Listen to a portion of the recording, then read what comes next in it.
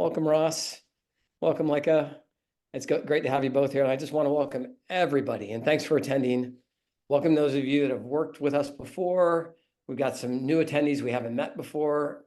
And as many of you know, we have a really robust library of go-to-market materials here at Bessemer, where we share fundamentals of driving SaaS revenue at every stage of the funnel. On this session, we're going to have founders, some people in sales, some folks in rep ops. I've looked at the attendees. We even have some business school students here interested in SaaS fundamentals that have joined today.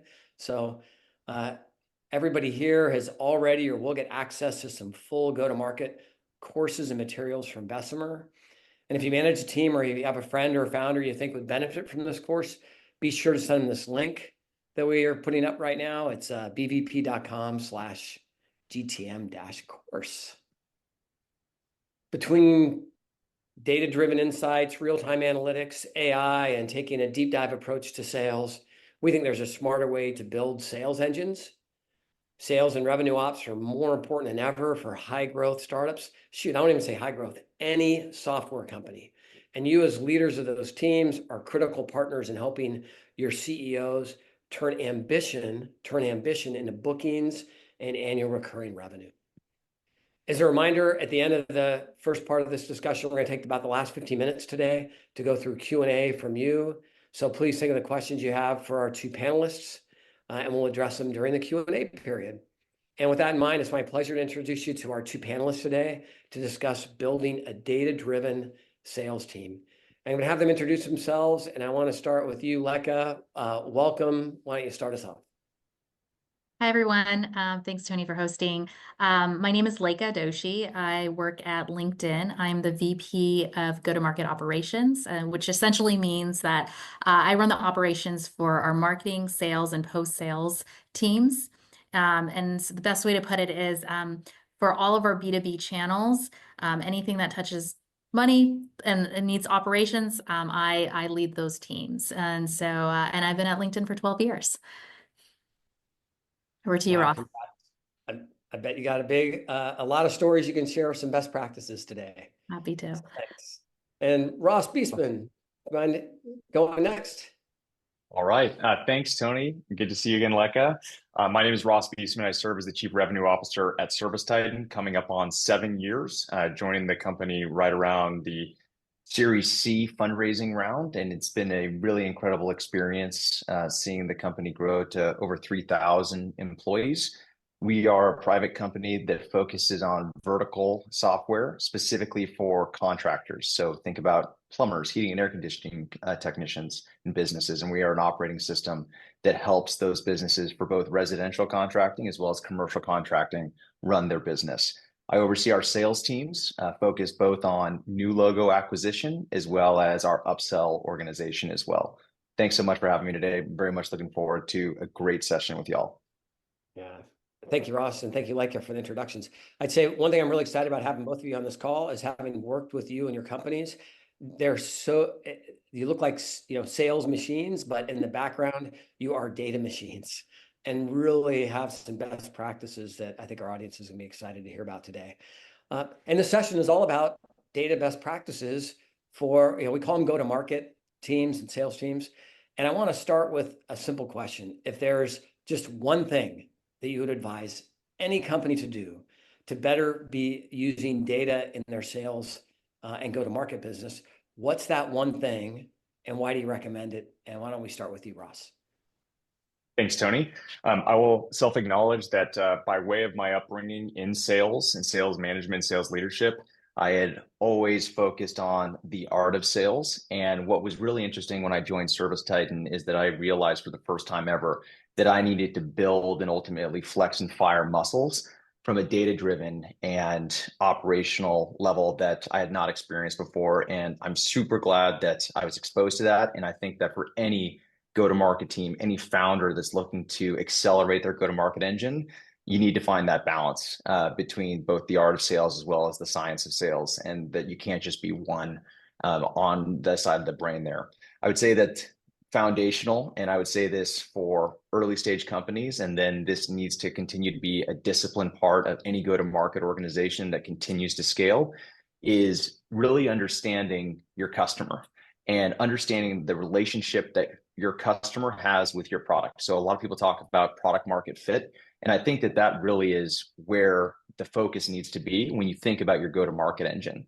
And examples of that I would just call out is if you know what your product is and who it's good for, you obviously have a sellable, obtainable market.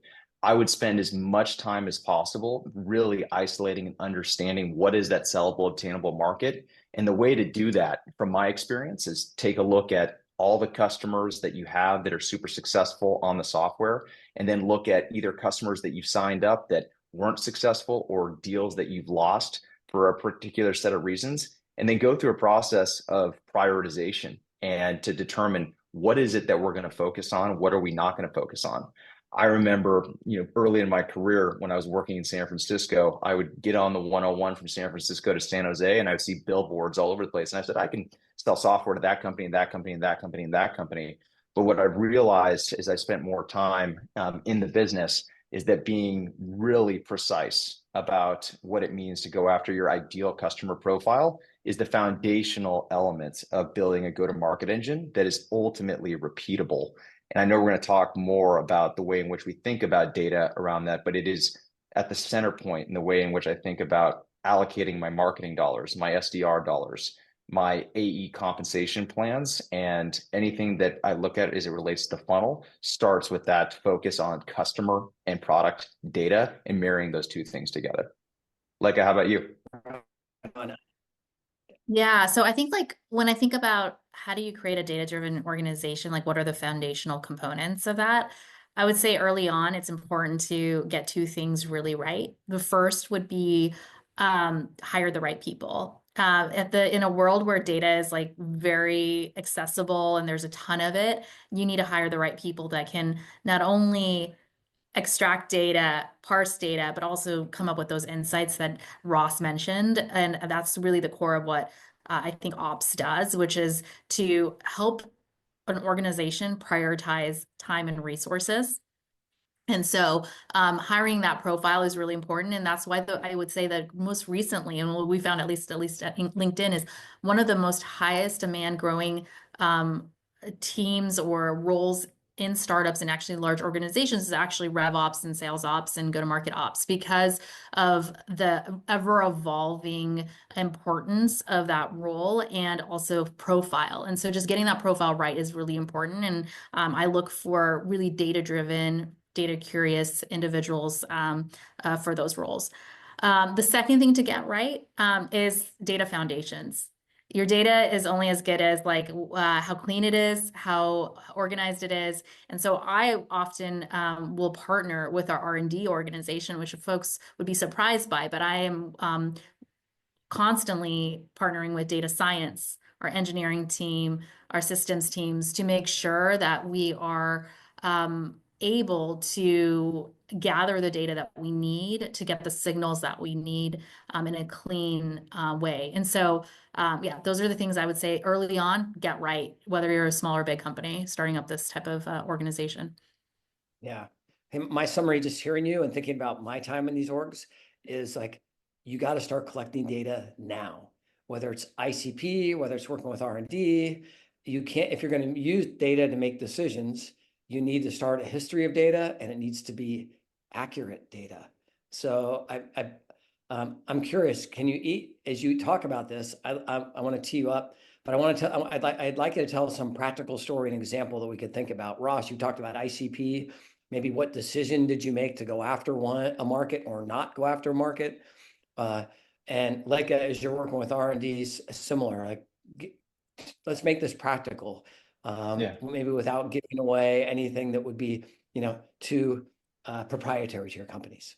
Yeah, sure. I can start. And I know that in this environment where everybody is really stressed to hit top line targets, and it's really hard out there for a lot of different organizations, this idea of saying, no, I won't, or I can't sell you my software, even if you're raising your hand and saying, I'm ready to buy it, is really this exercise in discipline that's based on data. And I think that in the early years, and this is still true today, as we evaluate market expansion by way of going into new segments, new geos, new trades, etc., it's the same as it was years and years ago, which is we still, unfortunately have to say no to a lot of inbound demand because people want to buy our software. And unfortunately, if they don't, match the characteristics and traits of the types of businesses defined by product market fit and workflows that we ultimately can bank on to be successful, it's better for us to unfortunately say, we're not ready for you.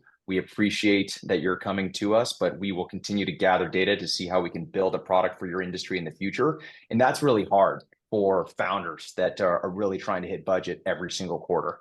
And so I think that ultimately comes down to the data that you collect early on in the process for identifying who are the targets that look a particular way that I want to focus and dedicate my resources to, because I know the long tail benefit of how that customer will stay with me over time, and it will see success on our software over time and ultimately be a great reference for us. And we often think about it as, if we can't guarantee that our customer is going to be really successful for us for a long time, we're better off not going after that prospect at all.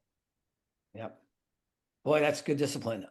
One of my experiences is we always sell to that person the first time, and then we have some scar tissue. We won't sell to the next one that comes in. But I love that you're so proactive. You'll prevent the first one from happening. Leica? Yeah. So first of all, I'm quite impressed by Ross's story there, because I do think that is definitely a trap that smaller companies, even larger companies, face when figuring out who to sell to is as important as how much you're going to sell. And so it's great that that there's that level of focus and identifying kind of who's the most likely to be successful on your platform and who's most likely to buy is going to create a really nice recipe for success. As far as it's, I hear early on from startup founders and CEOs often like, what external data can I get, and what external data should I, make sure that I put into my systems, and like that's important. And there's a ton of data service providers out there. I definitely think that there's also an importance that needs to be placed on internal data, specifically product usage data, change of like decision makers, things of that nature that sometimes gets overlooked. And I think it's actually even more important in the SaaS companies where, there is this renewal that's coming up and you need to make sure that, you're delivering value. And how are you tracking that data? What are some of the sales actions that are being taken against what the data is telling you? And so I would encourage folks early on to start recording and tracking some of the early usage data as well. Yeah, terrific. I experienced this many years ago. I was in part of the early teams at Salesforce, and one of our go-to-market motions was to get people to start a trial. And of course, you can't see the work people are doing in a trial. You don't have access to their data, but you could see, are they logged on? What, are they creating reports? Are they creating new objects? And you're right on. We used exactly that data to know which ones to reach out to. And over time, build a playbook on what we wanted to recommend them to do if they wanted to fully evaluate a CRM tool. And that became an integral part of the motion. So yeah, and then over time, right, as you build more of those data points and like start recording that, you can actually build models. That's like where AI kind of comes in and tells the rep or the customer success manager where should you focus your energy to get over the customer over the hump based on predictive models, like based on the fact that they've only logged in X number of times, I can predict that they're going to most likely churn or they're not being successful with the tool. And so you want that data layer so that you can then build the tools and like not try to jump over that very important step. Yep. I think we could spend the whole session talking about this, but we're going to hit a couple other questions because these are great insights. But I want to think about a little bit more on the front line of our sales teams, because we know data empowers all our go-to-market professionals. I don't care whether AEs, our SDRs and BDRs, even supporting functions like sales engineering. And I'd like you each to speak to powerful ways that data makes your go-to-market teams more effective. Maybe some extra credit if you can share some examples. Leica, what are your favorite specific metrics used by these go-to-market teams like SDRs or BDRs or AEs? Yeah, so I mean, we look at the traditional sales funnel and look at how the funnel is evolving and tracking based on rep productivity and understanding kind of where there are drop-offs when we think about the acquisition. And then on the customer relationship side, as I mentioned before, some of the usage data and such. And then also like some of the revenue metrics such as growth at renewal, how much are our customers adding on between renewals, things of that nature. But usage data is a nice signal to get ahead of it and to kind of predict what's going to happen in the future. We're also using tools, and I don't know if this is where you're getting at, Tony, but like, how are we leveraging AI for some of these things? We're also using tools that leverage AI to help us understand hotspots. So things like Gong, right? Gong will help us from not just a coaching perspective to understand which reps need to get coached and but it also gives us market intelligence on which competitors are coming up more in conversations. And so therefore, do we need to create a new playbook to objection handle some of that and things of that nature? And so that's how we're looking at it. So it's not just helping reps in the front line or customer facing roles, it's also helping operations to understand where are the hot spots and where should we focus our energy. And then AI is also helping us optimize territories and forecast as well. So leveraging the data, some of what, and Ross alluded to this earlier, is like based on what we know about the ideal customer profile, how do we then create the right territories or which market should we go after, and then therefore deploy resources, specifically headcount against, right? And so in a future state, all of that will be streamlined, and like the AI can tell you, hey, you need 2 AEs in Atlanta because there's so much demand there based on what we're seeing with the funnel metrics that I started off with, right? And so that's, I think, the future state, but we're leveraging data in the interim to help us get there. Oh, I love it. I love your point about these existing tools that are adding AI to them, whether it's Gong or others. Ross, I interrupted you. What do we got? No, it's great. I'm chomping at the bit because I'm loving what Leica's laying down here. I would say that I'll make 3 points if that's all right with you, Tony, and I'll try to accelerate through them. So number one, I think that I would acknowledge that we are a pipeline first go-to-market organization. And again, when you think about who is that ideal customer profile, the next question is, how do I get in touch with them and how do I create demand for them? And I think that traditionally a lot of businesses will go out and buy lists, and maybe that is in some way automated, but in many cases it's manual, and then hire entry level people and have them go through a training process and begin sending outbound emails and doing calls, et cetera, which I argue is the hardest job in the business. And if it's the hardest job in the business, I think that it is the responsibility of the business to make sure the quality of those lists are exceptionally high. Because if we're putting resources that we're depending on to build the most important thing in our go-to-market engine as it relates to leading indicators being pipeline to ultimately translate to bookings, that's like where we spend a lot of time and we continue to. And it's on the enrichment side of the data. And so years ago, we actually instituted a telephone-based enrichment team. So you would come into the company as a new sales development representative or BDR, and you would be making calls into what we think are potentially good product market fit customers and ask them a series of questions. And that series of questions would ultimately translate into a great account for us to call or one that we shouldn't spend any time on. And this is transformed over years and lots of investment into a really amazing data science organization that resides within our ops organization that has taken what was telephone-based enrichment to going across multiple lists and creating web scraping to give us these books of business that ultimately are a determining factor of how much we can grow on a go-forward basis. And it's been really incredible to see that. And it just answers the question of if we're putting valuable resources into making those outbound efforts and targeting them with marketing ads, we should probably fire shots that are actually on goal that have a chance of going in versus things that we shouldn't be expending any calories on.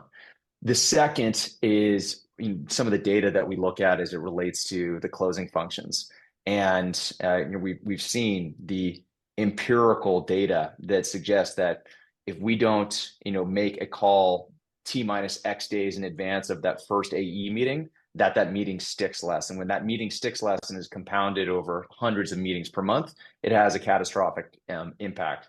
And then similarly, when we look at our sales cycles, when we see lack of touch with a executive stakeholder in the prospect's business more than X days, we can actually determine that the close rate on that is going to materially change. I think that ultimately this manifests into this predictable engine. When we can look at the business with this data and see these indicators, it allows for not only myself, but also the leaders across the sales organization at the company to look at the pacing based on those drivers that we see only based on the investments that we've had in data.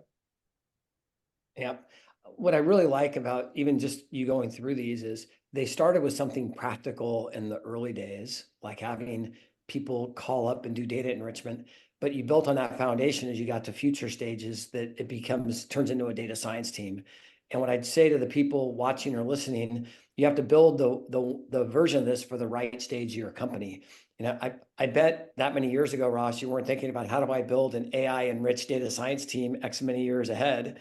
It's like, hey, we're going to solve a practical problem today, but we're going to save the data and use it and keep getting better at the data going forward. And I can't take credit for it. I'm surrounded by incredible folks in the organization, and I would say that our ops partners are arguably the most critical partners of our sales team. Oh yeah, I mean, we're flash forwarding here a little bit, but the whole concept of like planning multiple years out, you've got to do that with what your team is experiencing on the ground today and the metrics you're trying to build with your Leica, you know. Okay, let's drive into quota comp plans using data for it. Leica, you authored an amazing go-to-market guide that is published by Bessemer, and you share the comp plans were your number one lever to drive business growth. I'd love it if you can share a little more about the circumstances of when should a business decide to, I don't know, incentivize sales teams differently, to pay them more, to make that decision. I can imagine not many CFOs or CEOs want to hear that. Yeah. So I think, if you think about the levers of growth, it's usually new products, new markets, right? And, the typical comp plan for a rep is directly tied to in-year revenue. But when you look back at, those two major growth levers, those are sometimes the hardest to get right. And Yep. so human nature is that I'm going to just focus on the core product, the existing product, or I don't really want to sign up for this new market. I'd rather stay on our kind of core market. And so how do you get to the next level without actually incenting the reps? I can't imagine how you can. And so this is where it's important. Sorry, something popped up. This is where it's important to get your comp plans right. And so how we've done it here at LinkedIn is whenever we have a new product, we really consider whether or not, what does that sales cycle look like, right? And if it's longer than our traditional sales cycle, that means it's usually harder or it just takes a lot more resources and time of the rep. So we will try to bump up the multiplier for that, so the reps get more credit for it.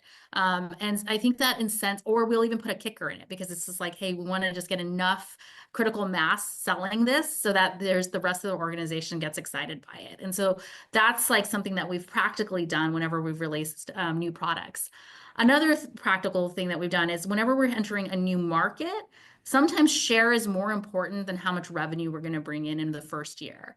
And so how do you go after making sure you get those logos? Well, you most likely are going to heavily discount. And again, that doesn't align to a typical revenue quota. And so we will consider actually incenting reps based on number of logos, as an example. Yep. When they enter a new market. We'll pay them a straight fee or a straight quota retirement based on how many logos they bring in, whether it's a small deal or a big deal, or maybe if we're concerned that they're going to bring in too many small deals, like a certain threshold that we feel like is attainable so that we can de-risk that. And so those are just some ways that we think about incentives as we think about our growth levers. Like you kind of have to really think about the strategy of the company. How does that then think about how do you deploy your go-to-market to align to that strategy, and then how do you make sure that the comp plans are aligned to that strategy? And so that's how we think about it here at LinkedIn.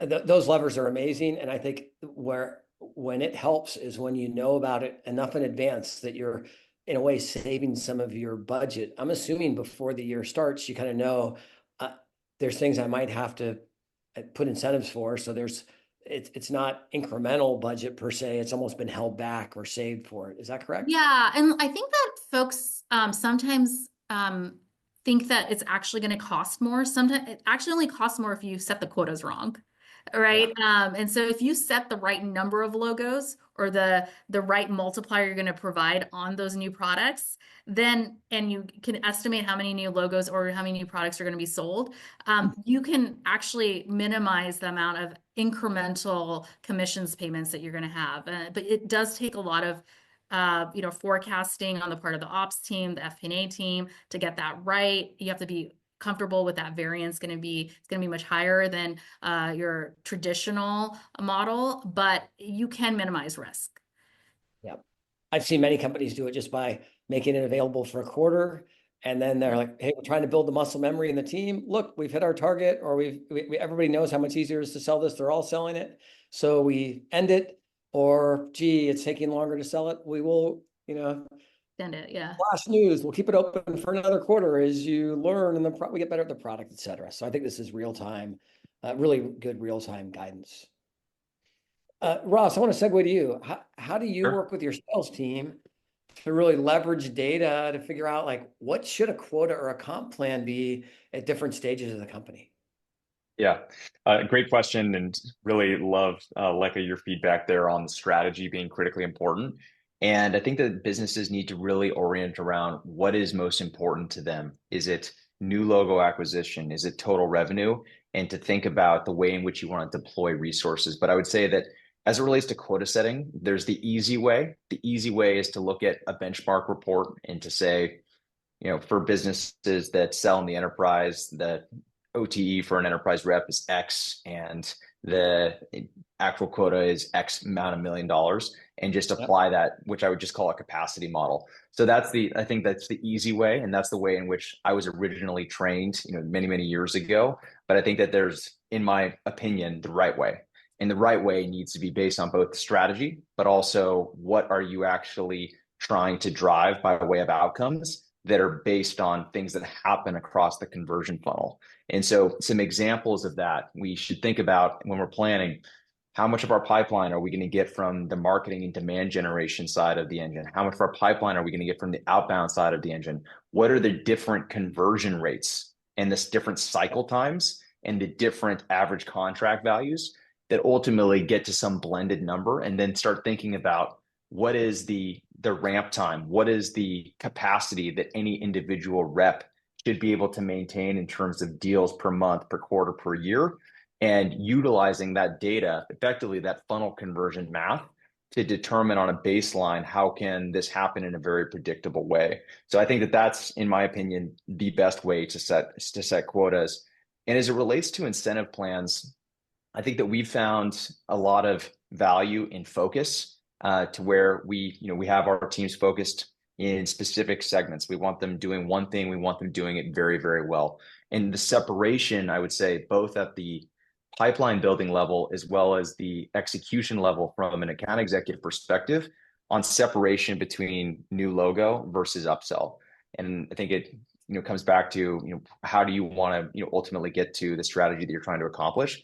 And the last thing I would say is that I think everybody is familiar with building financial plans that may ramp like over the year. And typically what we see in SaaS businesses is big hockey sticks at the end of the quarter, and certainly in Q4 for many businesses. And I think that utilizing and leveraging an incentive plan that drives linearity and pacing early and often is one that I personally love. And so I love being able to stay on pace exactly where I should be, week to date, year to date, quarter to date, all these different levels, and utilizing the compensation to incentivize never getting far behind the number and having to. So if I were working for you, what would an example be? What would it look like if you were trying to present me need to close stuff early.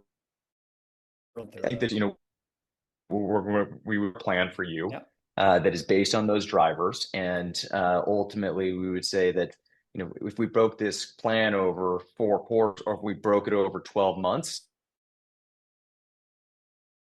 this is where, in an auditing perspective, and just using rough numbers, if you can get to X% of your monthly number, I'm going to unlock potential future incentives for you. If I can get you to X% of your quarterly number, I'm going to unlock incentives for you. If I can get you to X% of your annual number, I'm going to unlock incentives, which really incentivizes the rep to stay always on and to not be resolved to the idea that I'm going to make up something in a future quarter. Yeah, I mean, these idea of some level of consistency multipliers, where if I'm at some percentage of my number in a quarter or year, I've seen many companies do, and man, there's an art to it. It seems like you've gone from the artist of a salesperson to the scientist of a salesperson that you described, in your intro in the first question. So I don't want you to send us the table, but I love this concept. And I think it's a killer best practice for folks that are listening here. You can tweak the way you comp your teams to drive more consistent business, no matter what the seasonality of your company is. I've got another question for you, Ross. I think as companies grow, sales ops become more complex, more cross-functional. Leica lives in that world every day. How do you think you introduce structure to your early stage sale motions? What ways do you and other functions support this go-to-market process at the earlier stages? And how can your first sales hires effectively implement and use these resources as you get started? Yeah, I remember when we hired our first ever sales ops leader, and this person was doing everything. They're still with us today, and they grew through sales ops and ultimately became a sales VP of some of our closing teams. But literally doing everything from the dashboards to managing our forecasting to our territory and account planning to even going to our industry events and carrying literally a printer that he could go plug in from room to room and serving as the one person deal desk to get contracts spun out. And I think that it ultimately comes down to, making that first great hire that can ultimately build into a team that's going to put structure around your go-to-market motion and to serve as a great partner to ultimately, I think, help go-to-market leaders. In many cases, this is what I say that our team does really well, is they help me and our sales leaders see around corners. When we see that attrition potentially is impacted, or seasonality and pipeline is being impacted, and hiring is potentially ahead or behind with budget, they help us to see around these corners to help us make proactive decisions before we get to the point of inevitability to where we're having to spin something in a very fast, accelerated way. Yeah, love it. It's interesting to think about how you build that in the early days, and it just keeps transforming as you grow.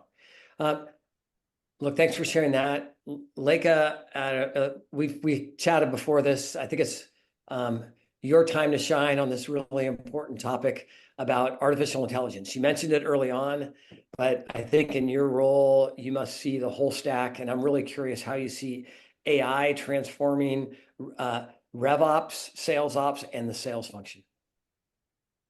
Sure. So, AI can be most leveraged in areas where you're using data to inform activities. And I think that rev ops and sales ops and good market ops are actually great functions to be able to leverage AI.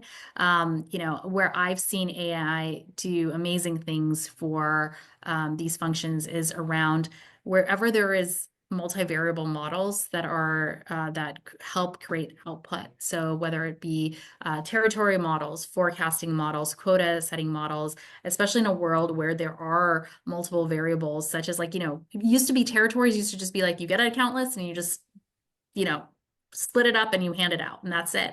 And as Ross mentioned, that's actually not the smart way to do it. The smart way to do it is actually to identify which customers are most likely to succeed with us, which ones are most likely to buy with us. And how do you determine that? Well, you have to leverage multiple data sources to come up with the ideal customer profile, which requires modeling. And then based on that, you have to come up with, well, what is the size of prize for each of those types of customers? And then therefore, how should I divide up the world?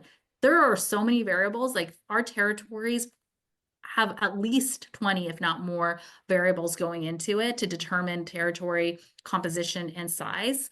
And so this is where AI really helps. It can crawl different data sources and come spit out what are some of those types of territories look like. And so I'm really excited for tapping into AI for that. And same goes for forecasting, right? Historically, it's just looking at pacing models. That's like the old way to do it. And now you have to take real-time signals of product usage, as I mentioned before, the pacing, as we've talked about, and then also the customer profile in general, macroeconomics, like all of those things are going to impact whether or not you're going to hit your number this quarter. And so, again, these real talent models will be great for AI. So those are like things that we're using from an ops perspective. But then when you think about the sales process, this is where there's been experimentation, I know, in the industry on whether or not you can disrupt sales with AI. And I think it's hard, I'll be honest. Like, I think that the ones that it's easier to disrupt support, but it's harder to disrupt sales. And because there is an art of selling, as Ross has mentioned, and AI hasn't gotten up to the point of being able to, take over certain sales processes. Sure, the back end processes, the prep, I think has helped, but not necessarily the core function of sales. And so I'm really curious of how AI can help sales professionals beyond just the prep work.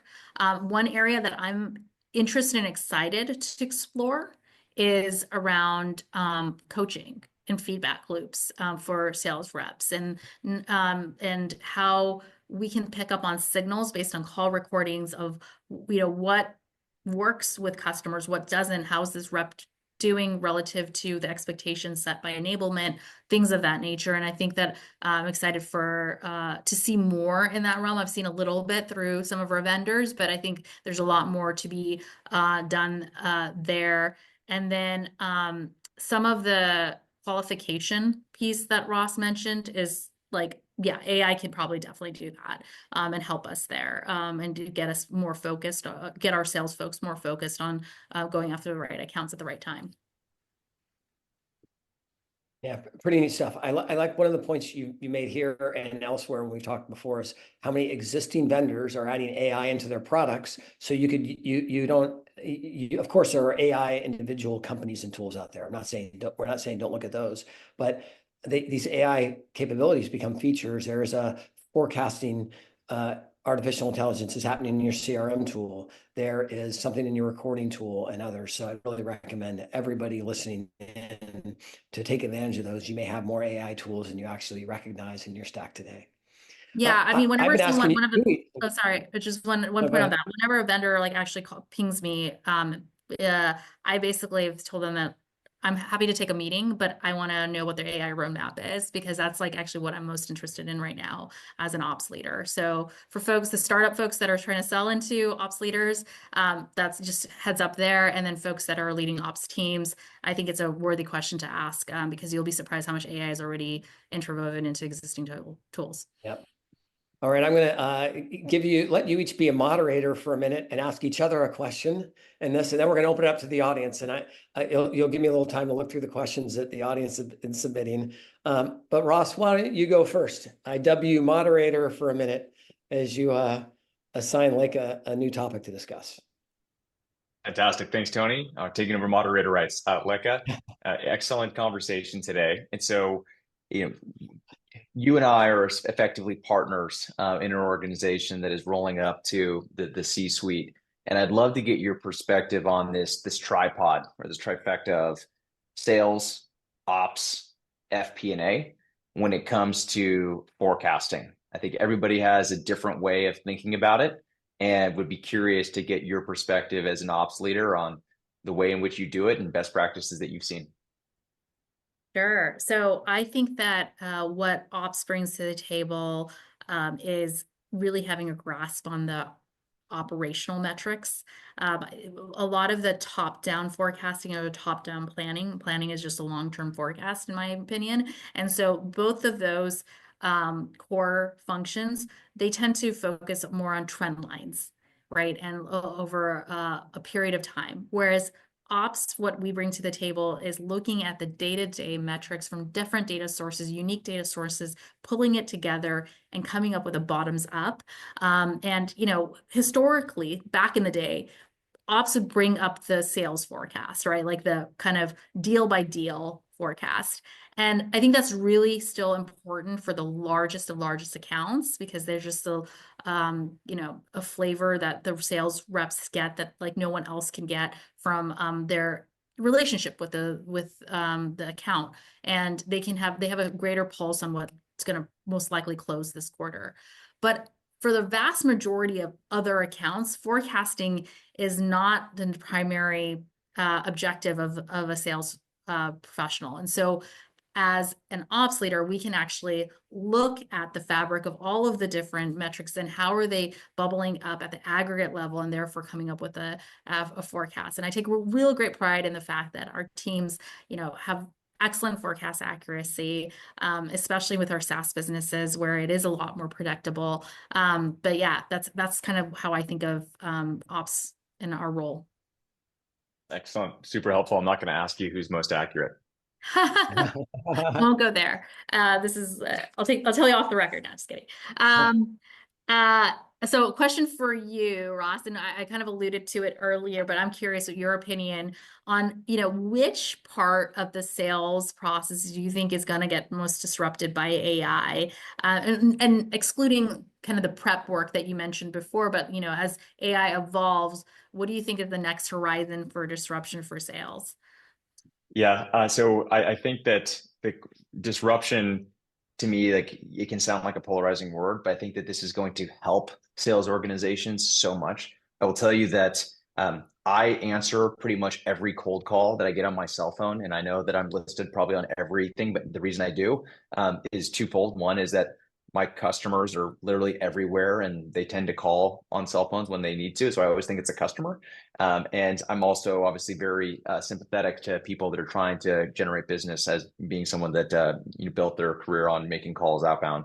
And I will tell you the level of frustration and disappointment that I often have with something that is not tailored and just asking me for a few minutes of my time without actually understanding who I am, what my priorities are, anything about my business. I take these calls, but I don't get mad at the person. I give them constructive feedback and share with them how this call could have gone better. And I think about that in its application to every business that's trying to go and bring software to market, is that I think that AI is going to significantly help the tailoring. And I know that we said we weren't going to talk more about preparation, but I really do believe that the preparation is critical, and the automation of that process today, which is very manual in terms of tailoring. And I think it goes back to the tenets of the challenger sale, are going to be critically important. And I just always remember what my grandfather said: you don't get a second chance at a first impression. And I believe that the criticality of that first interaction, whether it be the call or the actual pitch, and actually not wasting buyers' time with robust discovery process that effectively begs the question of like, why am I even on this call? And actually is providing something immediately that is tailored, immediately that is valuable, and using AI to accelerate that process is the most exciting thing for me.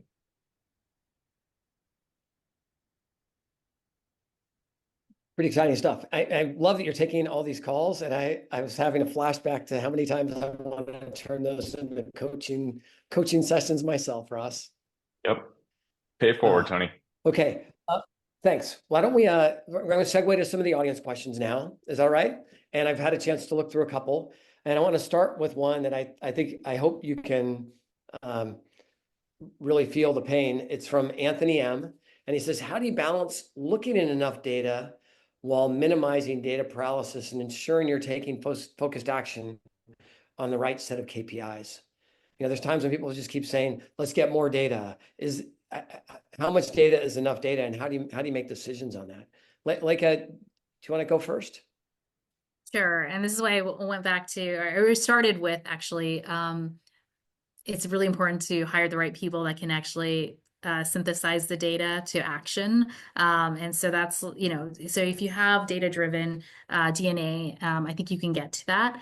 As far as analysis paralysis and also just like tracking too many metrics, I do think that it's important to have just a true north metric and then tracking just a handful of metrics versus tracking everything, because then it just is impossible to get the signal from the noise. And so I think that it's important to be able to have a handful of metrics and then be able to drill down and do one-off analyses versus just having dashboards after dashboards, and being able to structure analyses to come up with some key conclusions and, most importantly, actions to address whatever the data says. I appreciate that. Ross?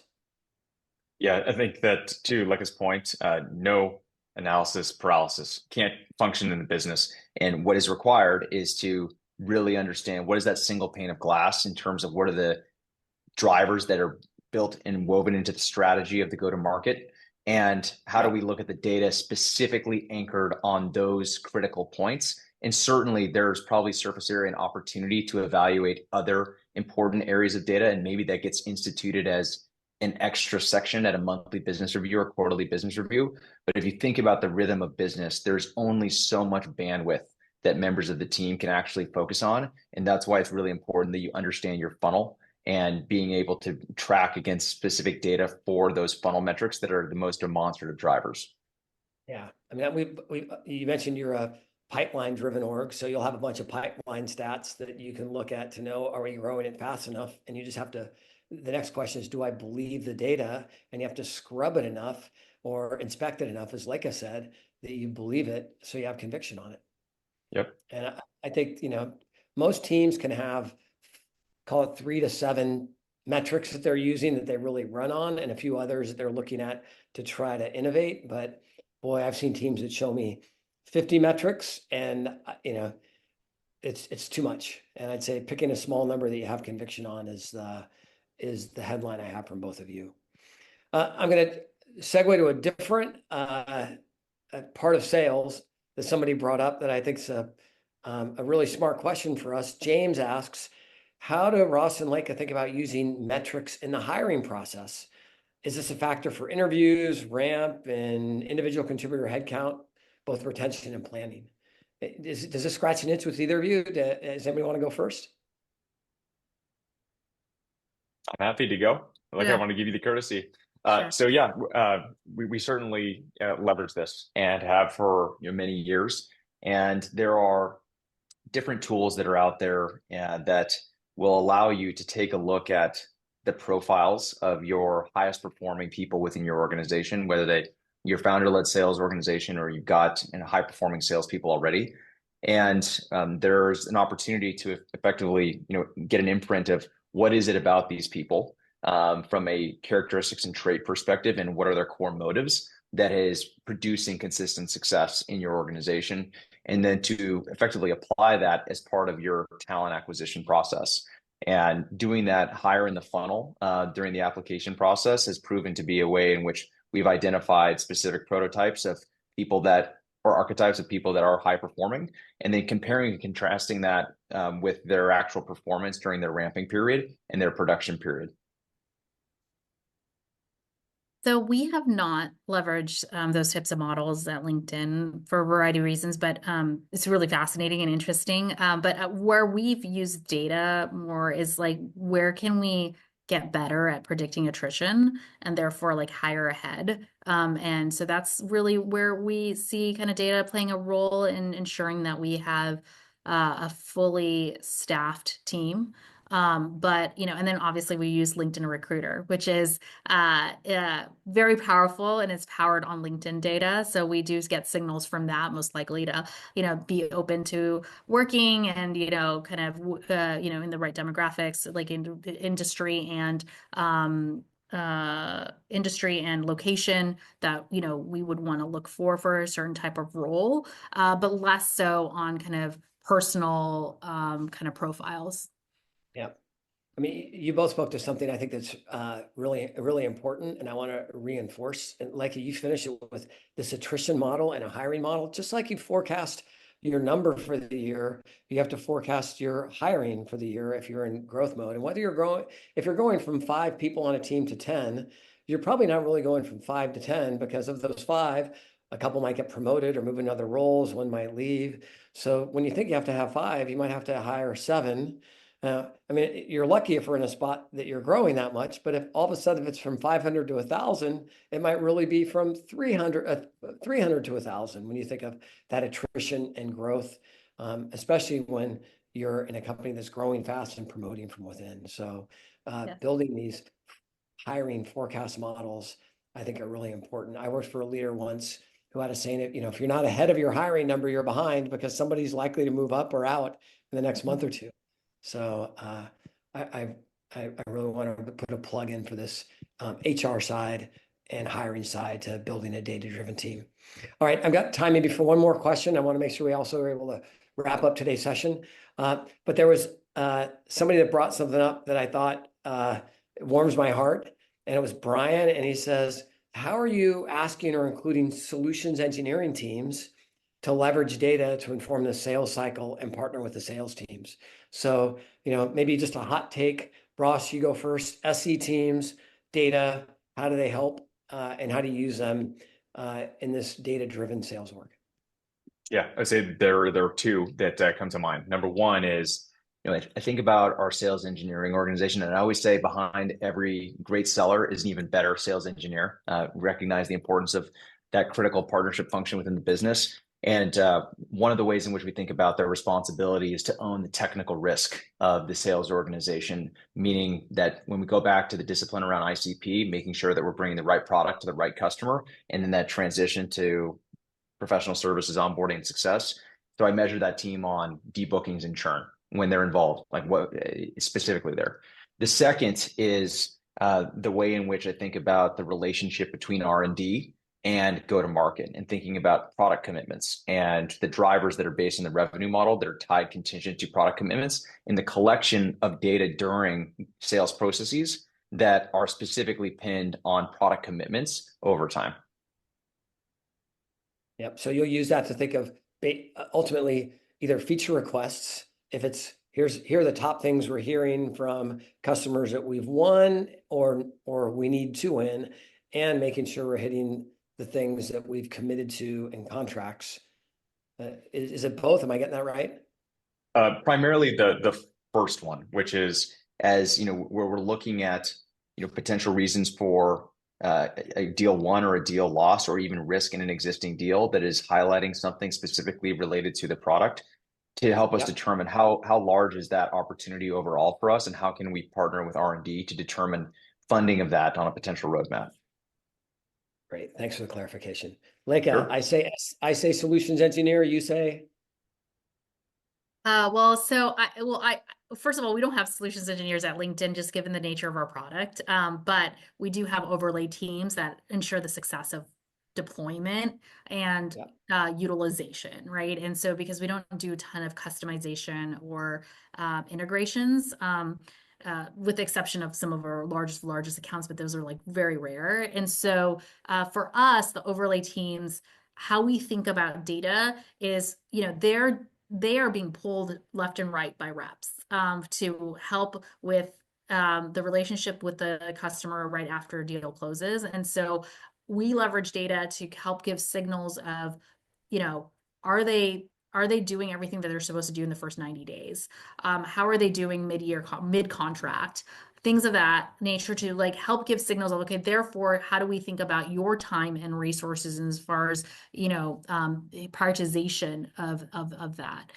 So that's how we think about it. Also, we're starting to think about how do we performance manage based off of those data points, because with sales it's a bit more black and white based on quota. With some of our overlay teams that may not be on quota, how do you think about performance at the IC level? And so again, data can help inform that and help prioritize their time. Excellent. Couldn't agree with you more. I can think of many times I've worked at these product overlay teams and solutions teams, and you're right, the data that they provide and how we measure it has made a world of difference in knowing when to go faster or when to even give feedback to the R&D team on product changes we need to make. Hey, I recognize we're getting just a couple minutes before the hour, and I know in this world where everybody's on Zoom, we need a minute or two before we get to our next meeting. So I want to take a moment to wrap this up and thank everyone who joined this call, but I especially want to thank Leica and Ross for the time you spent and really sharing the best practices, experiences, and insights you've had today. We plan on taking this and sharing the takeaways from this conversation. We're going to build an upcoming Atlas article on it. I hope everybody here learned something new today, and be sure to share the go-to-market course with your team, a founder, or even a friend. And I want to say thanks everybody for joining, and have a great day. Thanks, Tony. Thanks, Leica. Thanks, Bessemer. Thank you. Bye. Yeah, thank you Bye. all.